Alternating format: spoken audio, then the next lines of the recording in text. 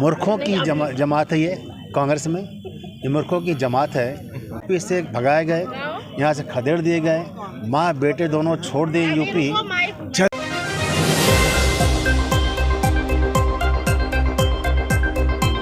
2024 चुनाव का शंखनाद बज चुका है और इस बार बीजेपी का नारा है 400 पार। हमारे साथ जुड़ चुके हैं स्वतंत्र प्रभार मंत्री और उत्तरी विधायक प्रवीण जायसवाल जी। यहाँ पे जो है कि मोदी का परिवार टिफिन बैठक चल रहा है और देख सकते हैं पूरी महिलाएं सपोर्ट करी। वो कह रही है कि मोदी जी को भी हमारी उम्र लग जाए। मंत्री जी, नौकरी समाचार में बहुत बहुत स्वागत है। नमस्कार। टिफिन बैठक पे क्या कहना? आज प्रधानमंत्री जी यहाँ सांसद है, यहाँ कार्यकर्ताओं से टिफिन बैठक के माध्यम से जुड़े हैं। उनको पूछा है काशी में क्या हो रहा है, साथ ही साथ हमें क्या करना चाहिए अपेक्षा की हैं। आज आप देख रहे हैं कि सब तमाम यहाँ पर पन्ना प्रमुख हमारी महिलाएं हैं और ये महिलाओं ने उनके लिए दुआ दे रही हैं और ये कह रहे हैं कि मोदी जी आपको हमारी भी उम्र लग जाए, आप हमको राशन दे रहे हैं, आयुष्मान कार्ड बना दिए हैं, घर में कनेक्शन दे दिए हैं, तो आप सतायु रहें। तो शुरू करेंगे बहन जी, ठीक है, बताइए।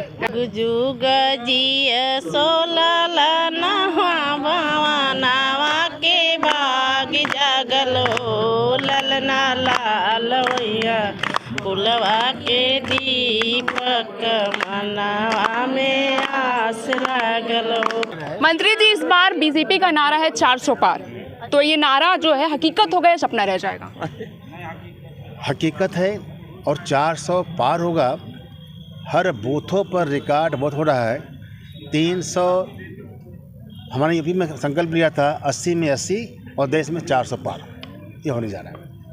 राहुल गांधी जी ने कहा है कि बीजेपी 400 पार इस बार कर रही है और करके जो है कि अम्बेडकर जी के संविधान को बदलना चाहती है। संविधान खतरे में अगर 2024 में 400 पार होता है तो क्या है कि राहुल गांधी यूपी से भगाए गए, यहाँ से खदेड़ दिए गए, माँ बेटे दोनों छोड़ दिए यूपी। जल्दी आप देखना कि राहुल गांधी देश छोड़ेंगे। आप कह रहे देश छोड़ेंगे, उन्होंने बोला है बैंक से इस मामले के एक प्रेस कॉन्फ्रेंस में उन्होंने कहा है कि उन्होंने हमारे सारे बैंक खाते बंद कर दिए, हम किसी राजनीतिक दल से नहीं, ऐसा लग रहा है जैसे किसी असुर शक्ति से लड़ रहे हैं। राहुल गांधी को विदेश से पैसा आता था। देश में कानून सबके लिए बराबर है, चाहे मैं हूँ, चाहे आप हो, चाहे राहुल गांधी हो। तो राहुल गांधी के पास विदेश से पैसा आएगा, वो जवाब नहीं देंगे।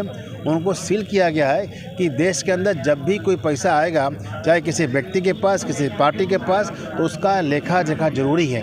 अब उनको रोकने पर वो विरोध कर रहे हैं। कर्नाटक मंत्री ने कहा है, देश के प्रधानमंत्री पर कटाक्ष करते हुए उन्होंने कहा है कि देश के प्रधानमंत्री जी अपने पिछले 10 साल के वादों में विफल रहे हैं। उन्हें तो वोट मांगने में शर्म आनी चाहिए और जो युवा मोदी के नारे लगा रहे हैं उन्हें थप्पड़ मारनी चाहिए। मूर्खों की जमात है ये कांग्रेस में। ये मूर्खों की जमात है। पूरा देश में आप देख रहे हैं, ये बहनें हैं, शायद इनकी स्कूल शिक्षा कम होगी, लेकिन तमाम बहनें इकट्ठा हो क्या कर रही है कि मोदी जी आपके सतायु हो, आपको मेरी उम्र भी लग जाए। यह यहाँ के बहनें कर रही है, माताएं कर रही हैं। चाची देखो आप, ये चाची 75 के पार है, ये कह रही हैं कि मोदी को हमारी उम्र लग जाए। मंत्री जी, एक लास्ट सवाल आपसे रहेगा कि हाल ही में इंटरनेशनल ऑर्गेनाइजेशन लेबर के जो आंकड़े निकले उसमें ये दिखाया गया कि देश की 83% युवा बेरोजगार रह गए। इस पर आप क्या कहना चाहेंगे? वो आंकड़ा गलत है। मतलब आंकड़ा गलत, इंटरनेशनल ऑर्गेनाइजेशन? बिल्कुल वो आंकड़ा गलत है। आज आप देखेंगे कि यहाँ से निकले अब जाइए किसी माहौल में चले जाइए, कोई ऐसा घर नहीं मिलेगा आपको जिस घर में कोई न कोई रोज़गार ना कर रहा हो। चाहे हम उसको प्रधानमंत्री रोज़गार से उसको सहायता की हो, या प्राइवेट कंपनी में जॉब कर रहा हो, या सरकार के जो 19 प्रकार के सब्सिडी है उसका लाभ लेके व्यापार कर रहा हूँ। आप यहाँ जहाँ बैठी हो, आप चलो मेरे साथ, किसी मकान घंटी दबाते हैं हम लोग और उससे पूछते हैं कि आपके परिवार में आय का साधन क्या है, तो कहेगा ये हम सरकारी नौकरी में है, या प्राइवेट नौकरी में है, या हम व्यापार कर रहे हैं, या हम प्रधानमंत्री रोजगार से जुड़ करके हम रोजगार कर रहे हैं। शहरी जन की आवाज, नौकरी समाचार। ऐसे तमाम खबरों के लिए बने रहिए हमारे साथ।